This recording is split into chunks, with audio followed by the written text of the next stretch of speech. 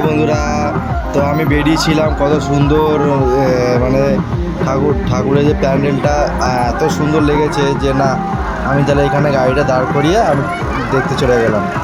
আর আমি তোমাদেরকেও দেখাচ্ছি বন্ধুরা, কেমন লাগছে প্লিজ আমাকে কমেন্ট করে জানাবে। আর এত সুন্দর লাইটিং, আমি ভাবতে পারিনি যে এইখানটা এত সুন্দর মানে প্যান্ডেলটা হবে। আর প্রত্যেক বছরই ভালো ভালো প্যান্ডেলই হয়, তো এটা আমার খুব ভালো লেগেছে। আগের বছরে হয়েছিল বুর্জ খালিফা, তো বুর্জ খালিফার পর এবার হয়েছে এইটা, মানে দারুণ, আমার খুব ভালো লেগেছে।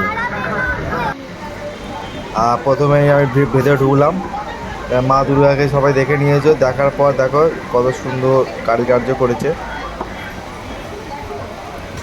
আর পুরো কাঁচ দিয়ে, কালারিং কাঁচ দিয়ে করেছে।